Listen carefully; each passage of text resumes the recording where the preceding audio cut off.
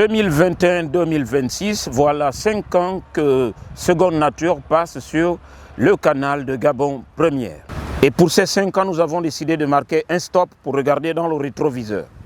Beaucoup de choses ont été faites, beaucoup de choses ont été dites. Il y a des reportages qui ont permis de faire évoluer un certain nombre de choses. Nous allons commencer volontairement par 2023 pour regarder avec vous que l'exploitation des forêts communautaires a permis à certains villages d'évoluer et à d'autres de se lancer dans les activités annexes telles que l'exploitation des produits forestiers non ligneux. C'est pourquoi je vous demande de regarder ces 3 reportages qui ont été faits en 2023 pour vous montrer ce qui se fait à l'intérieur du pays, dans nos villages, pour améliorer la vie des communautés locales. Nous avons visité une plantation d'iboga, dont les récoltes servent essentiellement aux rites traditionnels et aux soins de la communauté.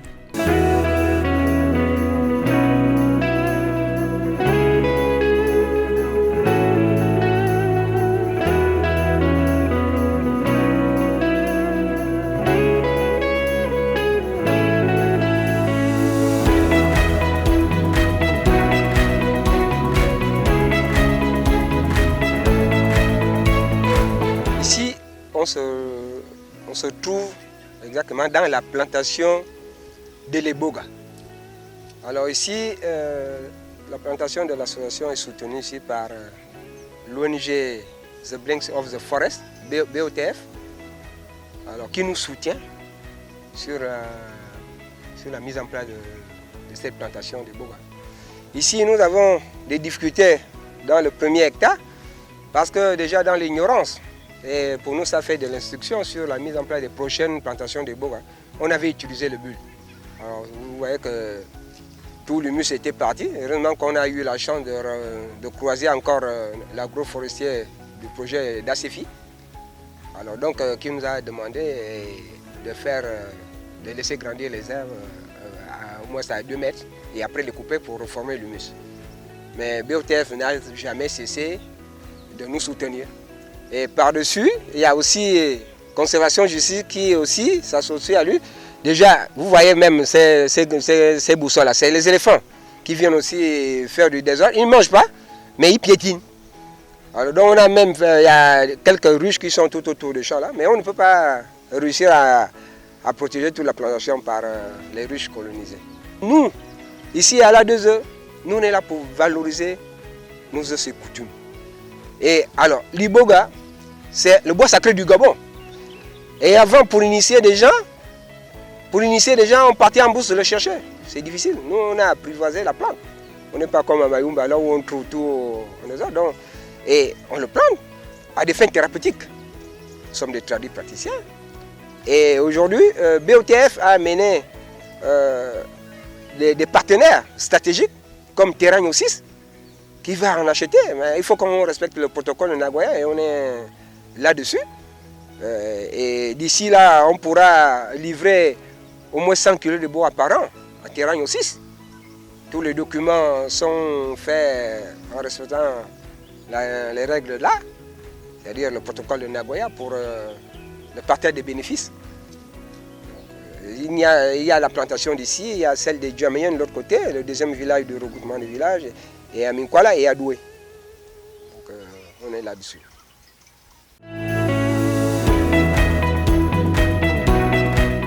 Au village Mindi, dans le département de l'Okano, les choses sont bien différentes. Ici, ce sont des hommes et des femmes soudés et bien organisés. Tout se fait dans la transparence et ce, au bénéfice de la communauté tout entière. En parlant de projet, nous avons réalisé 28 logements sociaux. Nous avons construit une case d'écoute. Nous avons construit un dispensaire. Nous avons construit un siège. Nous avons construit un stade de football. Nous avons réfectionné l'église et l'école publique Aloïs Abor-Ela. Nous avons un groupe électrogène. Nous avons un magasin CDR. Pour le moment, nous avons deux plantations. Une plantation d'ananas, une plantation de citron. C'est ça que, pour le moment, c'est ça que CDR a pu réaliser comme projet. Les projets se décident en assemblée avec la communauté, en assemblée générale, et puis le bureau exécutif exécute pour réaliser ces projets.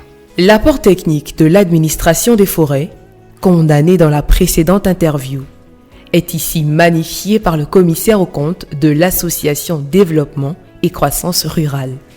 Pour vous dire, avec les eaux et forêts, nous avons une collaboration franche parce que c'est grâce à ce ministère, notre ministère technique d'ailleurs, que nous avons pu réaliser tout ce que nous avons là. Parce que, proprement dit, c'est pour qu'on arrive à ce niveau, les eaux et forêts ont cru à nous. Nous avons estimé, nous on était au ministère, on a dit aux eaux et forêts que c'est une nouvelle équipe. La première équipe il y a eu trop de problèmes. Et puis bon, par ce canal, je tiens à remercier le directeur des forêts, M. Jusilem Moussavou, qui a tout œuvré pour que Mindji soit aujourd'hui à la une des journaux. Il nous a fait confiance, il nous a donné des recommandations, des choses que nous devons faire pour que le village puisse rayonner. Au niveau du ministère des Eaux et Forêts locales, il veille sur nous, il veille sur la forêt, ne pas faire du gaspillage, il faut préserver la forêt pour les générations futures. Il faut veiller sur des limites, il faut signer en ce qui concerne les documents, les bordereaux, on les signe. Ils n'ont jamais demandé quoi que ce soit. On signe les spécifications. Ça ne peut pas manquer des amendes lorsque ils surveillent la forêt. Si on sort un peu du cadre, ils vont damer pour nous ramener à l'ordre. Parce que si on nous laisse aussi le champ libre de faire comme nous voulons, on va faire du gaspillage sans penser aux générations futures. Non, c'était pour rajouter que dans la politique sociale de notre association de la forêt communautaire, nous avons instauré un système à sorte que lorsqu'un fils du village épouse l'association, la forêt communautaire lui octroie un montant de 1 500 000. Et lorsque c'est une fille du village qui va en mariage ailleurs, la forêt communautaire lui donne un montant de 1 million. Sur les cas de maladie par exemple, la forêt communautaire, l'Assemblée générale s'est arrêtée à un montant de 300 000 francs. Les cas de décès, c'est 300 000. Les aides en cas de maladie grave, 200 000. Voilà un peu tout ce que nous faisons dans la politique sociale, quoi, en un mot.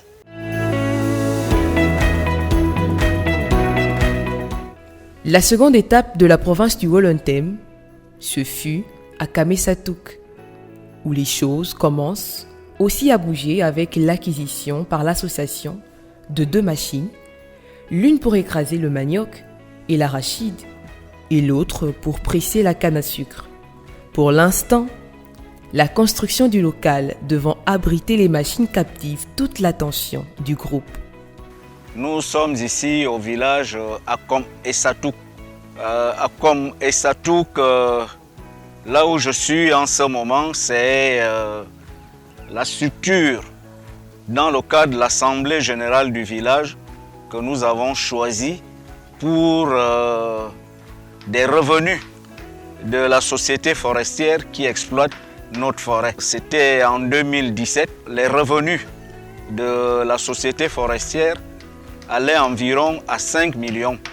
Donc il était question de choisir un projet et nous avons choisi de bâtir un local, acheter des machines qui devront écraser le manioc, les arachides et les cannes qui seront dans ce local. Ceci c'est pour faciliter aux femmes du village, à ceux qui pratiquent bien de l'agriculture, pour leur faciliter ce travail. Le travail d'écraser le manioc qui demande un peu plus de force, ce sera maintenant allégé. Après avoir fait le tour de ces quelques coopératives et associations, et au regard des nombreuses divergences qui en découlent, nous pouvons affirmer que beaucoup reste à faire dans la gestion des forêts communautaires par les populations villageoises. Aussi, il va falloir à l'administration des forêts et les ONG concernées de s'impliquer davantage dans leur accompagnement.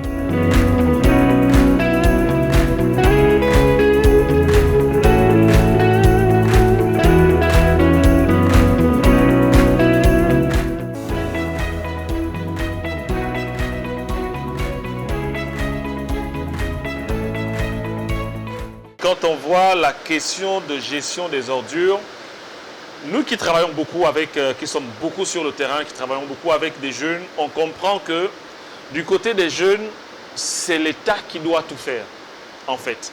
Donc l'État est à la charge de la collecte, du nettoyage et de tout. Et que les jeunes, en réalité, ou tout le monde, en fait, on est là juste pour regarder ce qui se fait. Mais on ne se rend pas compte que c'est nous qui sommes en premier lieu des premières victimes. Donc nous aussi, on a une certaine part de responsabilité. Donc la situation actuelle, moi je pense que est due au fait que l'on donne exclusivement la gestion de ces déchets à une entreprise ou une société de collecte, donc Clean Africa, qui malheureusement n'a pas tous les moyens pour pouvoir non seulement couvrir toutes les zones, mais surtout les zones enclavées également. Donc je pense qu'on devrait également travailler avec les associations par arrondissement et même par quartier. Je pense que si on essaie de structurer les choses comme ça, ça va changer. C'est-à-dire, Libreville qui a par exemple 6 arrondissements, qu'on sélectionne les 6 arrondissements et que l'on décide à ce qu'il y ait des associations de collecteurs dans chaque arrondissement légalement reconnu et qu'il y ait un financement qui est attribué à ces jeunes qui vont travailler. Et je pense que s'il y a des jeunes qui travaillent dans chaque arrondissement selon des quartiers, eux-mêmes ils peuvent se structurer, c'est possible. On voit déjà dans des quartiers des jeunes qui ont des tricycles, qui rentrent dans des maisons, qui récupèrent des déchets. Donc eux, tant qu'ils savent qu'ils peuvent en tirer profit, en réalité ils vont travailler jusqu'au bout. Mais le problème qui se pose, c'est que quand ils récupèrent, ils vont déposer ces déchets au niveau des points de collecte de Clean Africa. Maintenant, si Clean Africa, au final, n'a plus la possibilité de pouvoir récupérer tous ces déchets, on va se retrouver tous dans les déchets partout et dans tous les quartiers. Par contre, s'il y a des jeunes qui ont cette charge de pouvoir gérer leur propre quartier et qu'on leur dise, par exemple, Clean Africa va simplement récupérer dans les points où eux ils vont déposer, les choses iront au mieux. Parce que s'ils savent qu'ils sont payés pour collecter leur quartier, si leur quartier est propre, chacun va s'occuper d'une maison.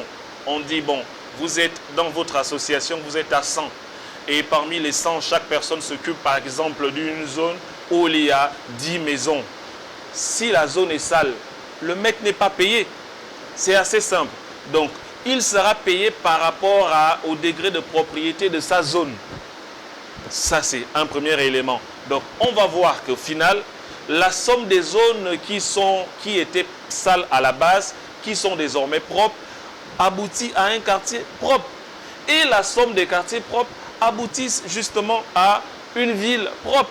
Donc, moi, je pense qu'il faut voir la chose de cet angle. Il faut que l'on fasse travailler des jeunes qui sont dans des quartiers et que ces jeunes prennent leurs responsabilités également tout en tirant profit. Ça, c'est vraiment mon avis pour lutter activement contre ces déchets qui traînent partout et à chaque instant. Il y a forcément des choses à partager et comme je ne cesse de le dire, tant que l'on n'a pas intérêt à travailler, tant qu'on n'a pas un intérêt, il est difficile que l'on s'engage en fait. Donc il faut toujours trouver un intérêt pour que les jeunes s'engagent. Si je parle des jeunes, c'est parce que c'est notre cible première. On travaille beaucoup plus avec les jeunes et notre objectif est d'amener les jeunes à s'engager de plus en plus pour la préservation de l'environnement. Mais on ne peut pas simplement aller dire à un jeune de Kingele ou de Cocotier de venir nettoyer même son propre quartier pendant que celui-ci a faim. Donc lui-même, il est en train de chercher à manger, vous allez lui demander de venir nettoyer. Donc il ne va pas automatiquement s'engager. Quel est l'intérêt pour lui de pouvoir nettoyer chez lui? Quel est l'intérêt pour lui d'aller nettoyer les plages? Quel est l'intérêt pour lui de garder son quartier, sa ville propre? Ce sont des questions que l'on se pose. Et ces intérêts, comme je le disais au prélude de mes propos, passent non seulement à l'aspect financier, où il sait qu'en travaillant, il peut gagner de l'argent, mais aussi à l'aspect de divertissement. Donc, nous, on a initié, par exemple, quand on organise des opérations de plages propres, même de quartiers propres, c'est derrière, on dit aux jeunes, mettez-vous en groupe de 10, en groupe de 20, et vous venez participer à la compétition de nettoyage. Ceux qui collectent le plus d'ordures sont ceux qui remportent les prix. Les prix, aujourd'hui, en travaillant avec des entreprises, ça peut être du matériel pouvant leur permettre d'ailleurs de démarrer même une activité, leur permettant de gagner de l'argent. Là, ils ont un intérêt. On peut associer des influenceurs, des artistes qu'ils ont pour habitude de regarder à la télé. Mais quand ils savent qu'en venant participer à une activité, ils seront avec leur idole, leur artiste, ils pourront faire des photos, ils ont un intérêt. Donc il y a l'aspect divertissant en fait. Donc on essaie un peu d'intégrer le divertissement dans des activités pouvant permettre à ce que les jeunes s'engagent. Mais il ne faudrait pas qu'ils viennent simplement parce qu'il y a eu divertissement et que demain ils ne continuent pas. Voilà pourquoi on insère ou on intègre l'aspect d'éducation et de sensibilisation dans toutes nos activités. C'est-à-dire, quand ils viennent, on prend au moins 15 minutes en leur expliquant l'intérêt de l'activité qu'on est en train de mener. Quand on a lancé par exemple le projet Women Green Sport qui amène les femmes à s'engager de plus en plus pour la lutte contre la pollution plastique, on a dit vous venez, vous allez pratiquer aux activités sportives par exemple, mais la condition d'accès à ces activités c'est 30 bouteilles plastiques. Ou à la base, elles ne comprennent pas, mais elles nous apportent ces plastiques. Mais lorsqu'on se retrouve et que ensemble, avant l'activité, on leur montre le canter qui est rempli de plastique, on leur dit, si vous n'aviez pas apporté ces déchets se retrouveraient dans la nature. Ces déchets seront en train de boucher, par exemple, les caniveaux et créer des inondations. Donc, si vous arrêtez de jeter ces déchets et que vous les conserviez et surtout que vous appeliez à un numéro qu'on communique pour qu'on vienne récupérer ces déchets, on va limiter la pollution plastique au niveau du Gabon. Cela relève également de votre engagement. Elles commencent à comprendre. Et c'est à partir de cet instant que désormais, elles vont commencer à réunir, à ne plus jeter les déchets parce qu'elles connaissent désormais l'impact de ces déchets partout. Donc, c'est de cette façon que nous, on essaye un peu d'amener les gens à s'engager de plus en plus pour la préservation de l'environnement au niveau du Gabon. La paix. Allons maintenant dans la mangrove assister à une opération de replanting. Il est question ici de redonner vie à la mangrove qui a été saccagée par les populations riveraines.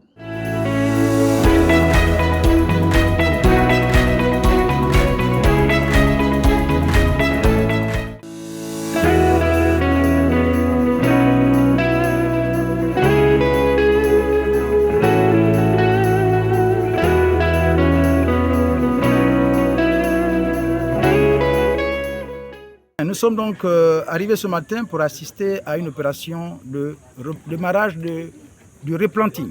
En fait, l'ONG Les Amis de l'Aloe, qui est appuyée par l'UBA, c'est une banque locale, nous avons tous été invités donc, pour cette cérémonie officielle de lancement de l'opération de replanting. Alors le replanting, c'est quoi?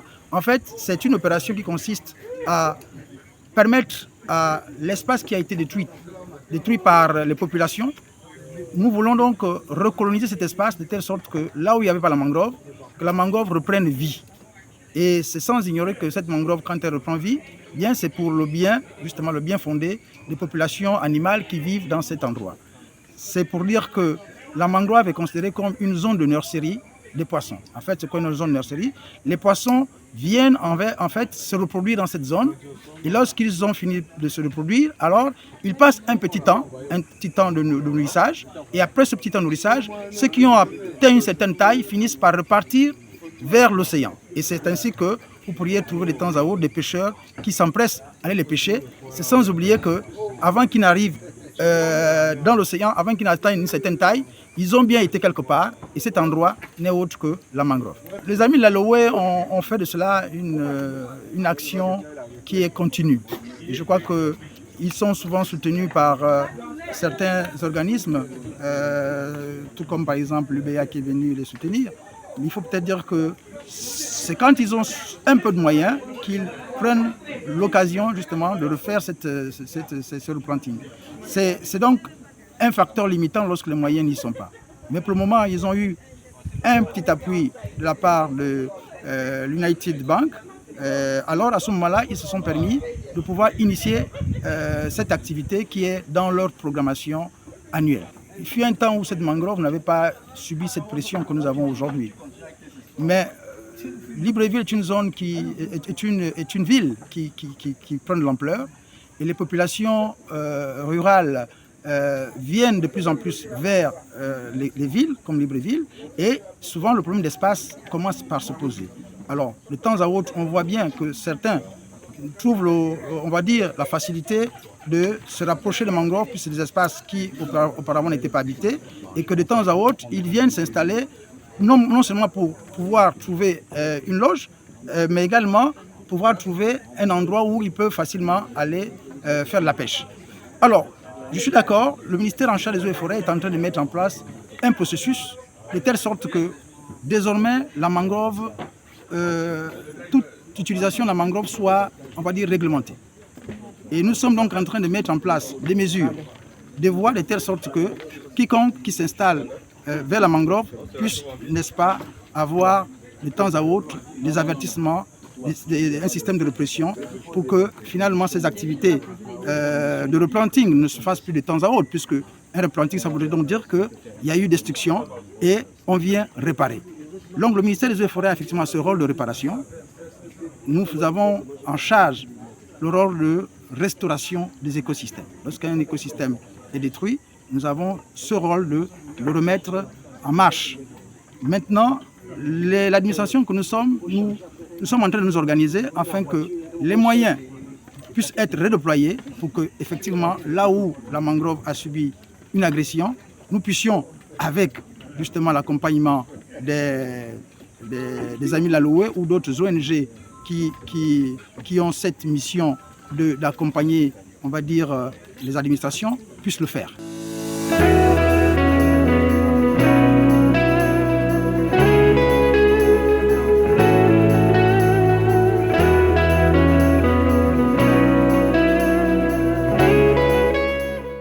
C'est le lancement de la campagne de restauration de la mangrove du village. Mangrove, permettez la redondance, mangrove Loé, voilà, anciennement appelé le Shanghai par les pêcheurs et tout ça. Donc depuis 2021, c'est une zone de mangrove sanctuaire, voilà, donc instituée par la mairie du 5e arrondissement en collaboration avec bien sûr l'administration. Et sur ce site, on a bien sûr célébré le protocole d'accord, la signature du protocole d'accord sur la restauration des mangroves entre le gouvernement gabonais, représenté par le ministre sortant, Lee White, Monsieur Lee White, voilà, et Airrise Gabon. C'est ici que cette signature a eu lieu. Donc vous comprenez la symbolique. Voilà, c'est une zone pédagogique où les jeunes viennent apprendre à faire des travaux pratiques, apprendre à planter les palétuviers. Le replanting, c'est quoi? Le replanting, c'est ramasser les fruits mûrs des palétuviers et puis bien sûr faire tout le process donc, qui consiste à rafraîchir si bien sûr les plants ont été exposés au soleil, les mettre à l'eau et puis après les détremper et bien sûr procéder à la mise en pépinière et dès qu'il y a germination, on procède à la mise en terre pour les jeunes qui viennent découvrir, pour tout le monde en fait. Donc, déjà, il faut comprendre que nous fonctionnons grâce à nos cotisations. Nous ne bénéficions aucunement de subventions, alors qu'on aide bien sûr notre pays à se maintenir en tête des pays africains leaders dans la préservation de l'environnement. Donc, ce sont là nos cotisations. On a des entreprises qui viennent nous soutenir, qui nous aident en nous octroyant du matériel. ça n'est pas suffisant. Donc, on s'investit un peu plus sur ce site, maximiser, afin que ce site soit un site école, pour inciter aussi d'autres ONG à s'impliquer sur certains sites qui font l'objet de pression humaine. Et puis, d'autres suivront et ça participera à ce que cette grosse densité de la mangrove du bassin du Congo, parce que c'est le Gabon qui renferme 57% de cette mangrove du bassin du Congo. Donc vous comprenez qu'il faut les moyens. Voilà, peut-être maintenant la nouvelle équipe dirigeante va penser à ce maillon qui a été affaibli par l'équipe précédente. Donc rendre fort ce maillon qui participe à la préservation de l'environnement et ensemble on pourra se maintenir. Comme en classe, un élève pour se maintenir premier de la classe, il faut travailler avec acharnement.